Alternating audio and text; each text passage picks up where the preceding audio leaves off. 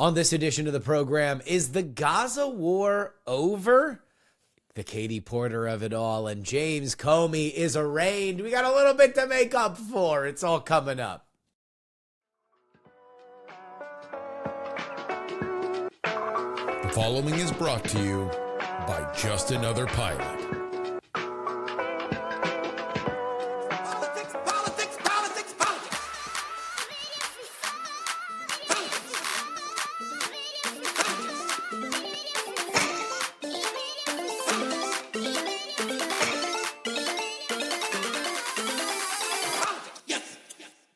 Hello and welcome everybody to the Politics program for October 9th, 2025. Your old pal Justin Robert Young joining you back in sweet home Austin, Texas. Very happy to be back. Very happy to sleep in my own bed. Very happy that my baby, who was on the West Coast for the last week, is now benefited by the time zone because she sleeps later. And I am mostly happy to be back in the saddle with all of you guys. I'm going to put this out for everybody just because the news here is so gargantuan. We will still have a Friday episode, and I will find a way to make it up for you, the loyal subscriber, everybody who goes to take politics seriously, that normally gets these episodes exclusively. But whenever there's gigantic news, I feel like you guys understand that we got to go wide. We got to go wide on it. We got to go wideband. And there are two stories here that are just, they're catnip for me, one of them, and the other is incredibly consequential.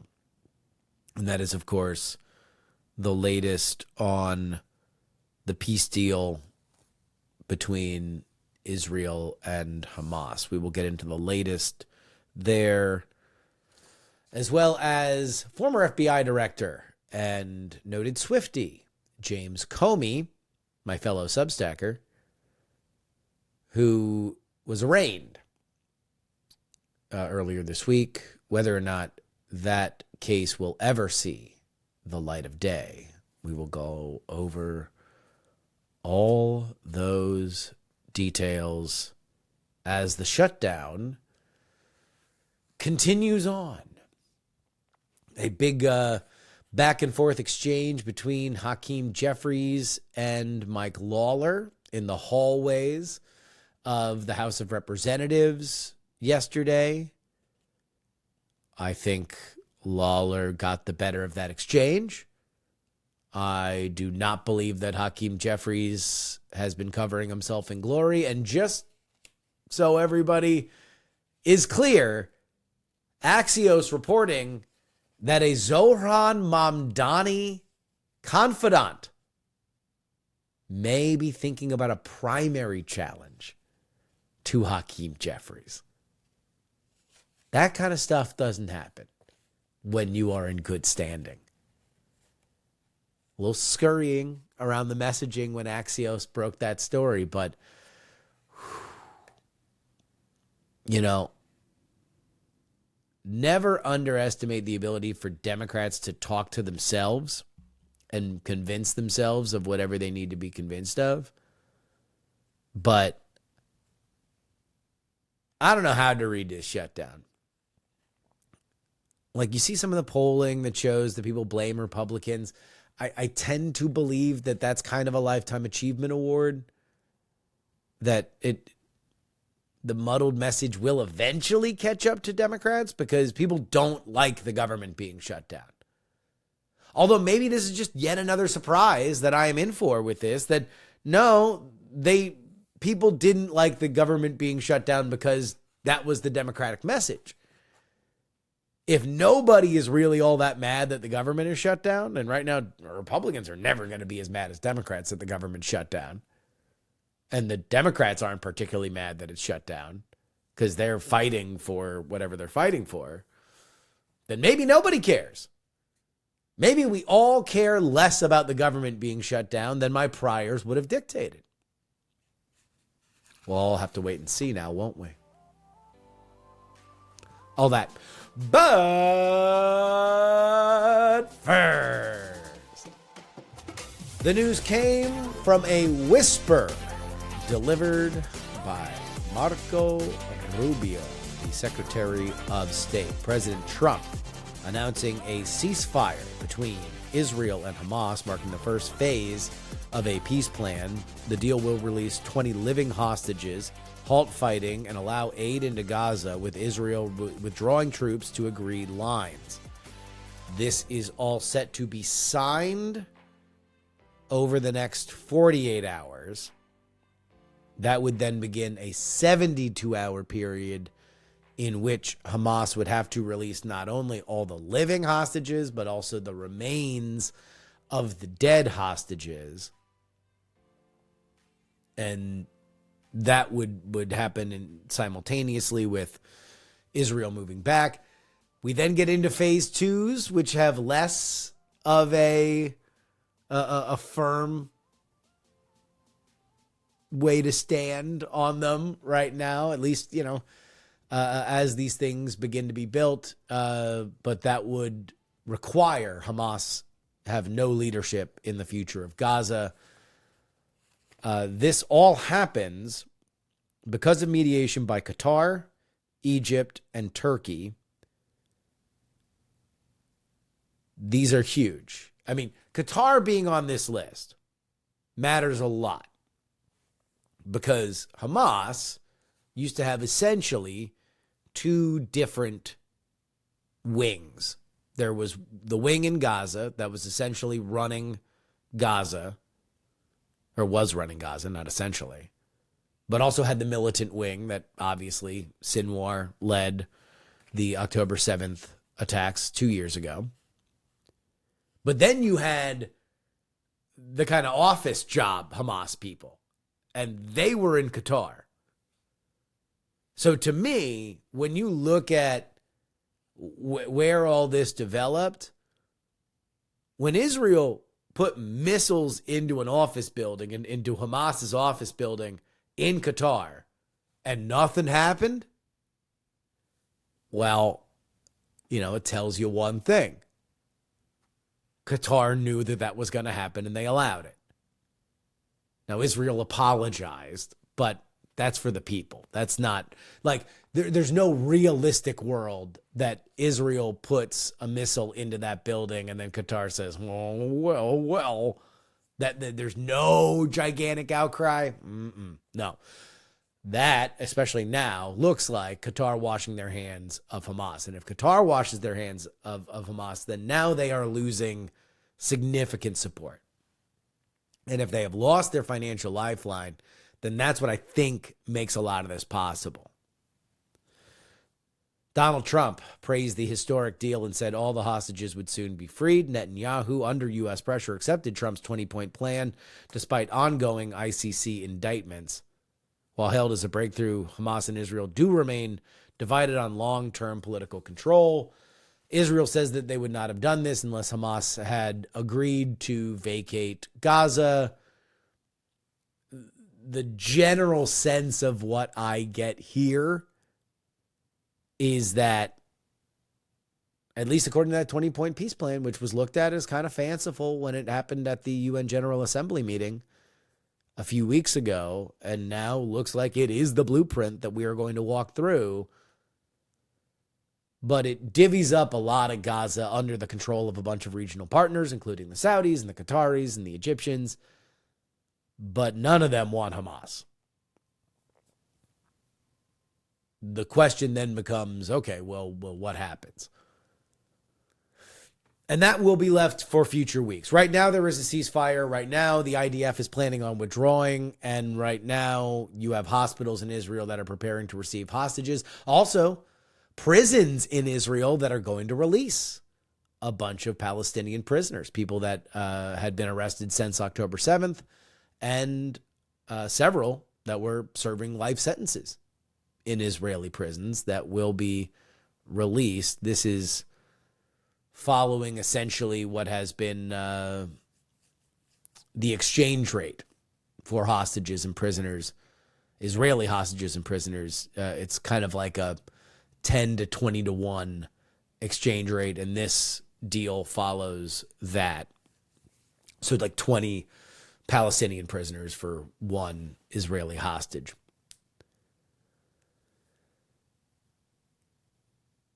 This is remarkable, at least from my vantage point. And again, I am no Middle Eastern expert. I'm just a guy who's followed this kind of stuff with keen interest for a little bit. But usually, the way that any kind of violence in the Israeli-Palestinian context usually happens in my life, born in the early 80s, so I don't know all of it, but I do know this. This is largely talking about the intifadas that happened throughout the 90s and stuff like that, is that there's some incident. Sometimes it's a clash, sometimes it's settlers, sometimes it's terror. And then Israel goes into either the West Bank or Gaza. There is a tremendous outcry. The world turns against Israel, and when the world turns against Israel, America at a certain point says, okay, pull on back. And Israel does. That's usually what happens. Now, the inciting incident is very, very rarely, not in my lifetime, as deadly as what happened on October 7th. Which means that there was more license for Israel to do what they did. And Bibi Netanyahu is somebody who very much believed then at the time, and as we have found out in the intervening 2 years, that there is a larger problem in the region that is not just specific to Hamas. And it involves Hezbollah. And it involves Iran. Well, considering Benjamin Netanyahu was somebody that was and is still facing the possibility of jail for corruption,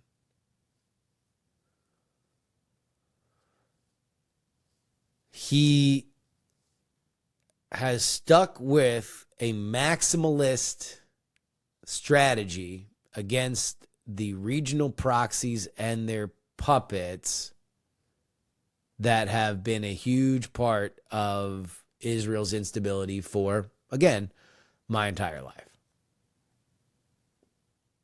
Iran knows that they can be hit whenever, and that the United States can be cajoled into taking out their nuclear facilities, which we did. Hezbollah is destroyed. Hamas has been attrited to the point where they can't even get their paymasters to write them checks anymore. And now the conversations that are happening between Qatar, Egypt, and Saudi Arabia is who's going to take control of which sector of Gaza.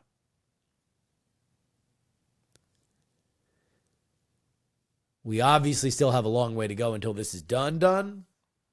But let's just imagine a world in which we are walking forward.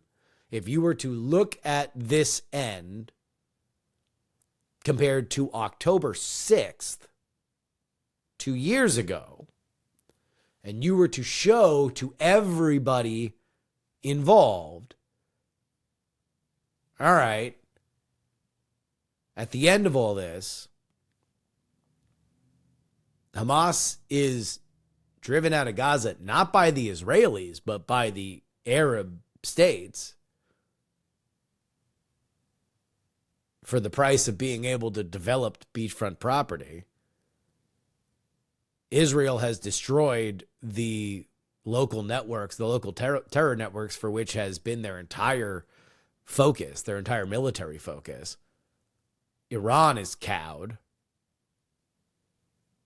It's hard to say. Oh, and this is the biggest thing from the Hamas perspective, the world's outrage was not enough for 2 presidents to pull back Israel.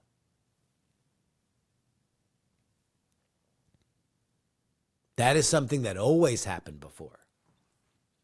But October 7th was too bloody, and so Biden wouldn't do it. And Trump was never going to do it. That is a failure on all levels by Hamas. Now, I didn't even mention that Gaza was leveled and tens of thousands of people died because they don't care about those people at all whatsoever. That is not like, it is a stated goal that they wanted more Palestinians dead because it gets them to their goal, which is international outrage happens at a level that Israel gets pulled back. Hamas and their allies were unable to do that.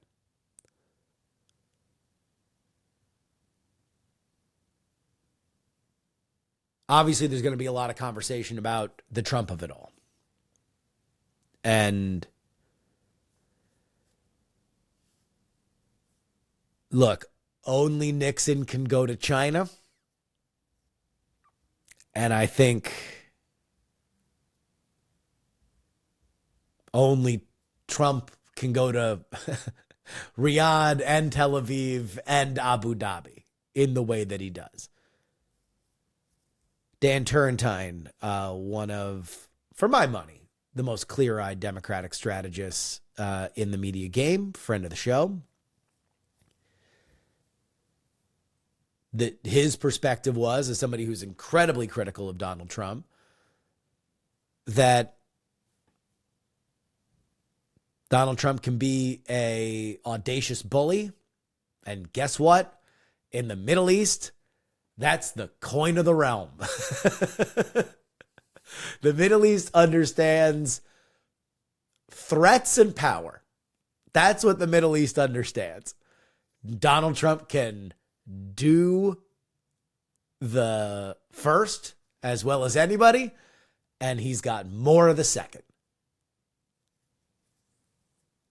But I don't think that this just happens by pounding the table and demanding it. What Trump had to do was explain in a clear enough level and make everybody trust, a lot of people who don't trust each other, trust that there was a deal to be had. And my guess is that the cornerstone of it is something that Donald Trump is, it's been a part of his DNA since the 80s. Why are we making more money? What are you guys doing spending money to fund Hamas? You know what I could make with just one resort in Gaza? You know what a golf course could go for? If I built it in Gaza, you guys could do that. Why are you being so stupid with this? You all want to work with Israel more. For as much as everybody yells about Mossad, you want to know who buys the Mossad zero-day hacks? The Middle Eastern countries do. Because they're the ones that need to hack people's phones because they want to, crush their own dissidents. They want to work with Israel. They've wanted to work with Israel for a while. There's a reason why the Abraham Accords were able to be hammered out. Now, the White House is going to sell this as this is the next 150 years of peace in the Middle East, and it all began when Donald Trump descended the golden escalator and decided to fix the entire world. I followed the region long enough to know that nothing particularly lasts for long in a region where you have such hard sectarian lines. But I do think settling this conflict was something that wasn't easy. And at least right now, you don't see a lot of people screaming and yelling that there was a gigantic winner or a loser. Even Hamas is making, relative for them, positive noises. Now, are they going to follow through with everything? Are they actually going to voluntarily leave Gaza? If they don't voluntarily leave Gaza, do the Arab states that are a part of this have a role to play? We'll see. But if you have only followed this as a horrified observer, wondering how and when the violence was going to stop, it is good news for you today. And I do think that it is good news for the world. Katie Porter's in hot water. A viral interview showing her clashing with a reporter, followed by resurfaced video of her berating a staffer, has ignited bipartisan criticism and doubts about her temperament. The backlash has spurred her rivals for the California gubernatorial spot, like Antonio Villaraigosa and Betty Yee, to attack her and question her fitness for governor. While Porter's campaign insists her lead is secure, strategists warn that her reputation for abrasiveness could erode support. The episode highlights lingering concerns about her treatment of staff and political allies, raising fresh doubts about her durability as Newsom's Democratic frontrunner amid a still fluid race to succeed Gavin Newsom next year. So, a few things to know about the race before we get into the specifics. This race is not until next year. It's a midterm race. Gavin Newsom is termed out, so he is obviously not going to run. Besides, he's going to run for president in 28. So this is a 26 race, not a 25 race. This race is also kind of frozen in carbonite for the moment because everybody is talking about Prop 50 in California. That does look more likely to succeed, mostly because the yes side raised a lot more money than the no side. This was all about definition. Could the no side define this as ending the independent redistricting and, forever giving up power to Sacramento and entrenching blah, blah, blah, blah, blah?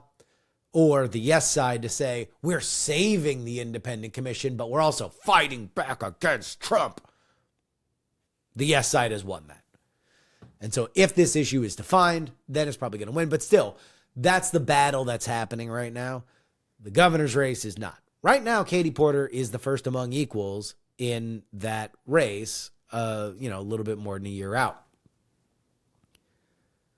The larger question, at least before all this video stuff came out, was could a Democrat be second in the primary, which will happen before all of this goes on, before next election day. Because if a Democrat is the second place, remember California has a jungle primary, which means all parties run in the exact same primary, and then the top two run in the general. So Katie Porter, any Democrat, would be the prohibitive favorite against a Republican. There's more Democrats than Republicans in California. And the midterm is going to be something that is more in the news than an off-year election. But if it's two Democrats, now you have a bit more of a fluid situation. But at least as the polls stood now, before these videos, Katie Porter was pretty clearly the front runner. And her next two challengers in terms of polling were Republicans. So it was only a question of which Republican she would almost surely beat. And then this video comes out. And the video, if you haven't seen it, is about 3 minutes. Katie Porter is condescending and doesn't react well to an otherwise friendly and fair interview. Politico then follows with another video of her screaming at a staffer during the lockdown, telling her to get the F out of her shot. She's on a laptop. Someone's behind her. They're trying to correct her on some fact that she had misstated.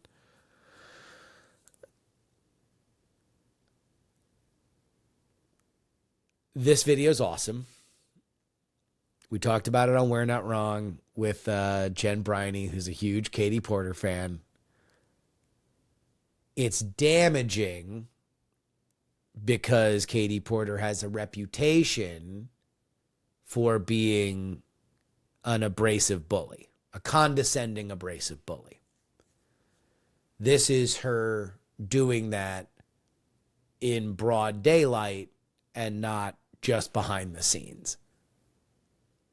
So if you want an example, another politician that has a reputation for being a condescending, abrasive bully is Amy Klobuchar. But Amy Klobuchar has not had anything on camera that is anything like what happened with Katie Porter. Does it matter? I don't think so. I don't think it does matter. And this is all right. I'm going to get maybe a little controversial here. Democrats don't mind condescending bullies. And we are talking largely about hardened partisan Democrats in this particular solution, or in this fight, right? They don't really care about that. In fact, sometimes they like it. They like a condescending bully because it means that condescending bully can be deployed against the enemy. So every once in a while it leaks out somewhere else, but it's like, yeah, but can you be a condescending bully to the people I hate the most? Conservatives tend to not mind aggressive bullies. People that know where their line in the sand is and they don't care if they get in somebody else's face about it.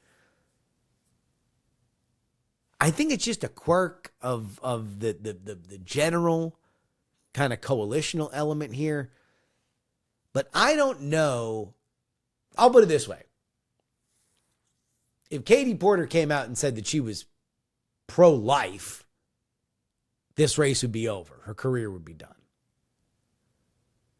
But Katie Porter being an a-hole to a reporter or yelling at a staffer, I don't know. We have the base loves Katie Porter because she is ideologically pure. She is an Elizabeth Warren acolyte who believes that her progressive point of view is right and will eloquently and vociferously defend it. That's why people love her. They don't love her because she's cuddly. They don't love her because she's how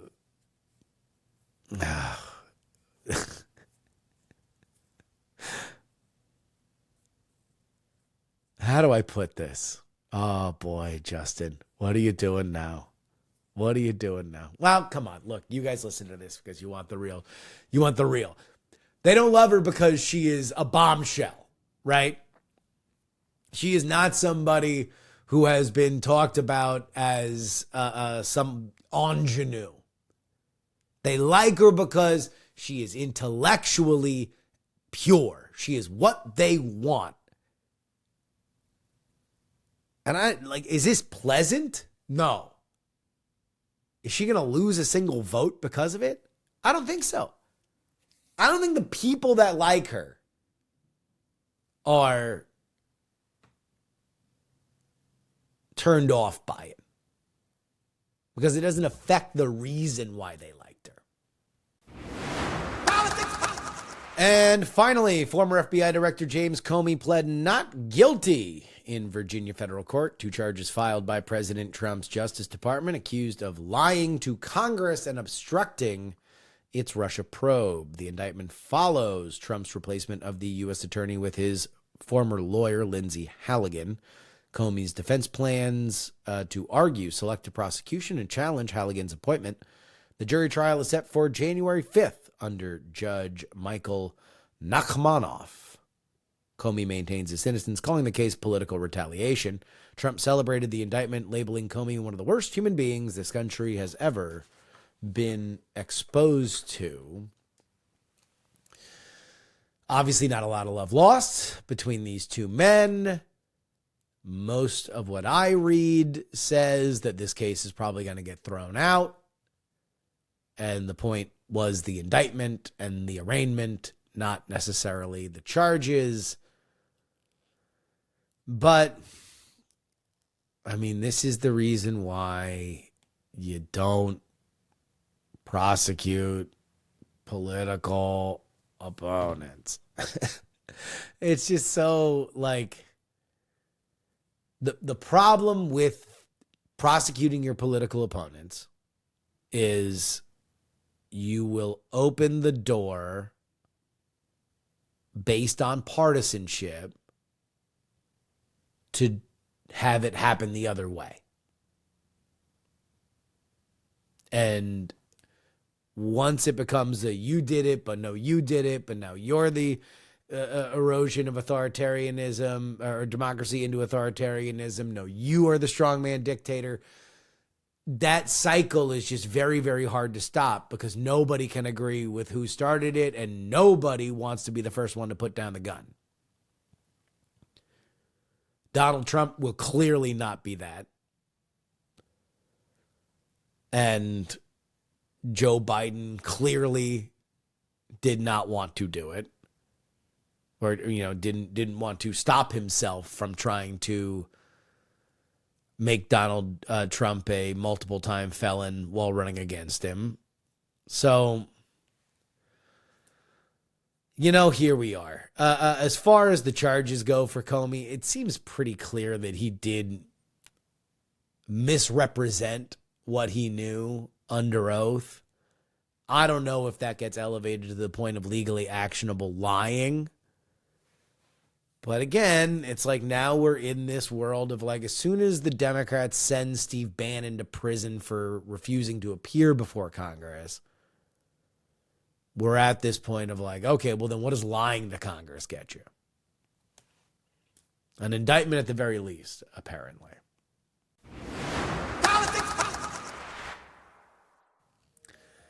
And that'll wrap it up for us today. Politics, brought to you by you, everybody who supports us on Substack. Coming up on a year of me being on the platform. Very excited to be here. It's been an amazing home. I love the platform, and I'm looking forward to many, many, many more years on Substack. Friday's edition of the show, which will come out on Thursday, so you're going to get double PX3 today, includes an interview with Ken Vogel. Ken Vogel is a reporter, an investigative reporter for the New York Times, and he also has a brand new book out, Devil's Advocates, all about foreign lobbying in America, as well as some famous names, Hunter Biden, Rudy Giuliani. It's a great book. I'm very excited for you to read it.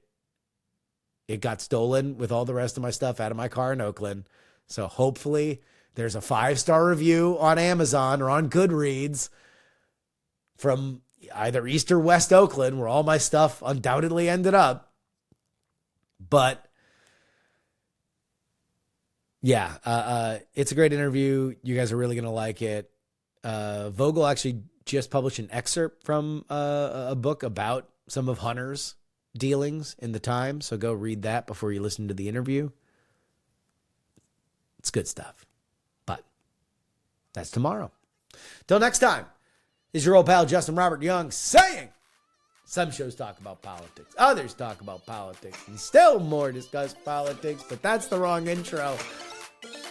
Politics has 3 names. Yes. Diamond Club hopes you have enjoyed this program. Dog and Pony Show audio.